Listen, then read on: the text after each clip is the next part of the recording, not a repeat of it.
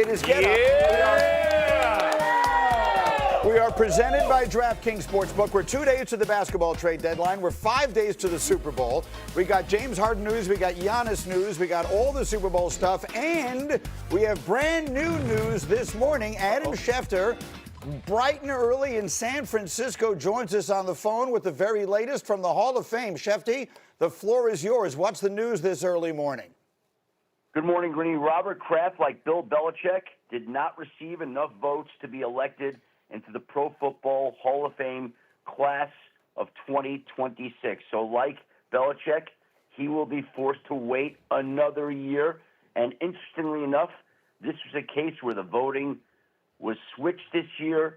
The 50 Hall of Fame voters were asked to pick 3 of the 5 finalists in a senior category, a coach category, a player category, and in an inadvertent way, it almost was as if Bill Belichick and Robert Kraft were pitted against each other, and they wound up canceling each other out, and neither one gets in. And in a year where the New England Patriots go from last to first, where they arrive at the Super Bowl, many would have thought that Bill Belichick certainly would have gotten into the Pro Football Hall of Fame in his first year of eligibility. He did not. Many thought that Robert Kraft tried to keep him out. Obviously, that had nothing to do with it. So Robert Kraft does not get in. Bill Belichick does not get in. And the New England Patriots have a game on Sunday that they are now preparing for.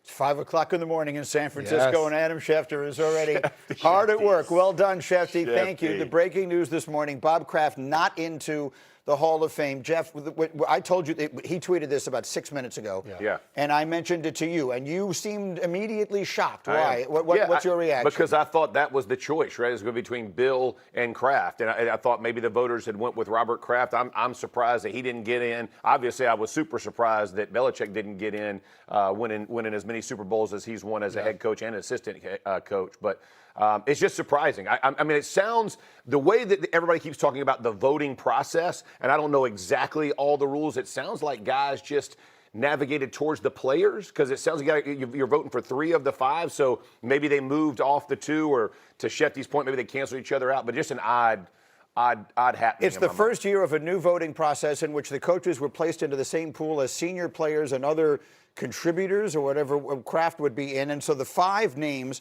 are Roger Craig, L.C. Greenwood, Ken Anderson, Robert Kraft, and Bill Belichick. Yeah. The voters were asked to vote for as many as 3 of them, is our understanding. And from what we are now told, Bill Belichick did not receive the necessary number of votes, and now neither did Bob Kraft. Yeah, I mean, look, I can't get exercised about, like, an owner. I don't know how you decide whether an owner's a Hall of Famer or not. Kraft surely will get in at some point. But, I mean, the fact that Belichick didn't get enough votes to get in on the first ballot makes the entire process a joke. Yeah. The Pro Football Hall of Fame voting process is insanely stupid and should be overhauled completely, and this has been true for a very long time. The fact that only 50 people vote, the fact that they do so in a secret meeting where they're penalized if it gets out, like enough already. I voted for the Baseball Hall of Fame for years. Yeah. That process took all kinds of abuse. It is insanely more democratic and fair than what goes on in the pro football. So look, I'm not going to sit here and say, oh, it's an injustice, Kraft, right? But everyone now knows what a joke this is because they didn't put Belichick in, and that's got to be one of the most open and shut cases of all time. So I don't care about their rules and regulation, who can change it. Yeah. And what's interesting now is seeing what's transpired over the last 2 weeks now with the Belichick and now Kraft, and I'm not going to put it at the same level, but now it almost, to your point, Gross, feels like a joke. But you fast forward to this summer when the Pro Football Hall of Fame is taking place, we are still going to be talking about the 100%. Fact that Bill Belichick isn't there, which takes away from what that class is going to be going in. So I think that's a disservice to the players going in. The 3 names you just listed, those are the 3 guys that are going in to the Hall of Fame.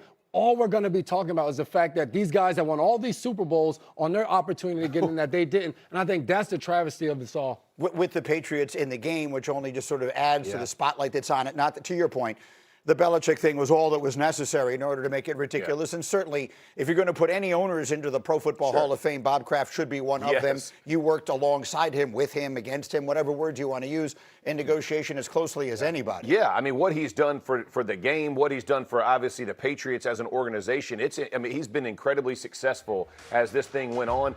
You know, like you said, if 50 people can't vote that Bill Belichick should be a first ballot Hall of Famer, the whole process is insanely jacked up. And to your point with Kraft, like I was in the building with him there in New England for 3 seasons, and you talk about ownership. This man would be in the team meetings listening to Bill Belichick, out there at practice, in the locker room, going up to guys, having those conversations. We talked about the Super Bowls he won there with Belichick. Now he made the move to get Vrabel there, and they're back playing in the Super Bowl. So let's have a real conversation about this quickly here, because you just brought up the Baseball Hall of Fame. And the Baseball Hall of Fame voting has long been under enormous amounts of scrutiny because of the steroid stuff. Sure. Because they became the gatekeepers. The Baseball Writers Association of America essentially became the judge and the jury on whether or not the steroid guys would get into the Hall of Fame. And that caused an enormous amount of controversy because people have passionate views on both sides. And so Barry Bonds and Roger Clemens are not in, and some people think that makes it farcical, and some people agree with that. That said, to your point, I have made one point and only one over the now 30 years I've been doing these talk shows.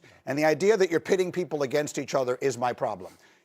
A person is either a Hall of Famer or not. Right. You are either worthy of inclusion into the Hall of Fame or you are not. You should not in any given year be saying, okay, well, I have to choose between L.C. Greenwood and Robert Kraft, who have nothing whatsoever to do with each other. L.C. Greenwood was an all-time great defensive lineman on the Steel Curtain Pittsburgh Steelers in the 70s, and Robert Kraft is an owner who bought his team 20 years later. The point is, either L.C. Greenwood belongs in the Hall of Fame or he doesn't. Yeah. Either Bob Kraft belongs in the Hall of Fame or he doesn't. Bill Belichick, who obviously does, either does or doesn't. The idea that we have a minimum and a maximum number on any given year is the beginning of the problem. To your point, it may not be the only problem with this system, but that's where the problem begins. I don't mind the concept of a maximum per year because I think it should be hard to get in the Hall of Fame. And I think but like in baseball, we got a ballot in the mail.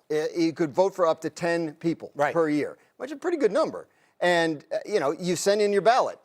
This pro football process, they get together for a meeting. They talk about it amongst themselves. There's arm twisting. There's exchanges of favors. Yeah, vote for my guy. I'll vote for your guy. Like it's ridiculous. And I think I don't know. I just think it's good that this has happened to shine a light on it because I think it's a stupid and incredibly outdated process that needs to be overhauled for the sake of the legitimacy of the Hall of Fame. Okay, so I think it may already, unfortunately, be a little too late for that. Yeah. When they have the ceremony this summer and Bill Belichick is not there, the whole thing is going to look ridiculous. That said, Belichick's former team, Kraft's current team, is in the Super Bowl. And they are there with the quarterback in Drake May, who injured his right throwing shoulder in the AFC Championship game. Last night was media night. He said he was feeling just fine after throwing in practice. That was the play in which he got hurt. Here's what he said last night. Turn the corner. I think turn the corner, landing on the flight. Felt good from the flight and thrown out there today. I think it's turned the corner, and you really had no doubt in being 100% for the game. This is a Super Bowl. We get 2 weeks to prepare for it. Do whatever it's got to do to get it right, and I've got confidence and feel good. So.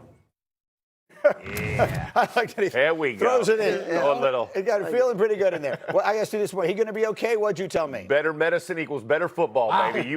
My man will be out there and ready to roll. It's going to have to be something during the game that keeps Super him Bowl, off baby. Super Bowl.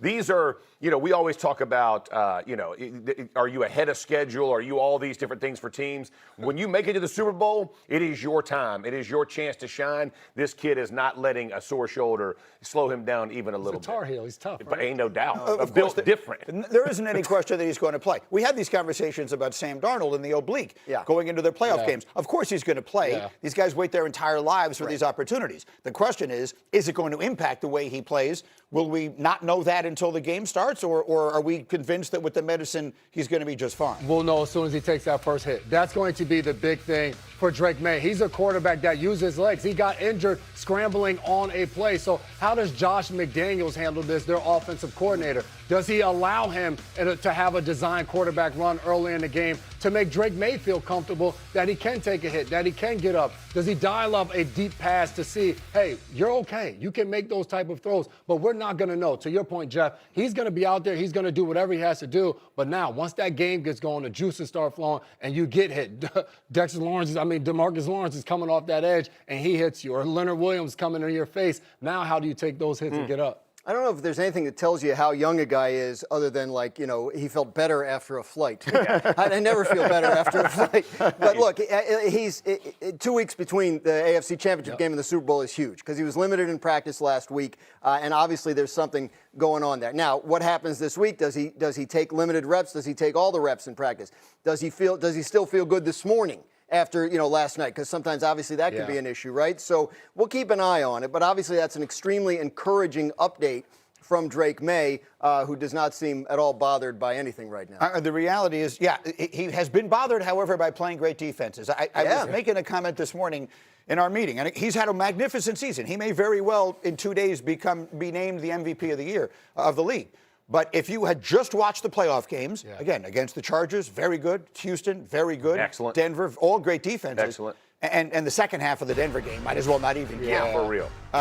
But you would say to yourself, wow, this was the MVP? Like, he hasn't looked that way. Right. Do we expect it to look like that against a Seattle defense that might be the best of all of them? Well, I think that you'd be remiss if you didn't say part of why he looks that way is because he's getting hit all the time. I mean, you know, he's been sacked 15 times in the playoffs.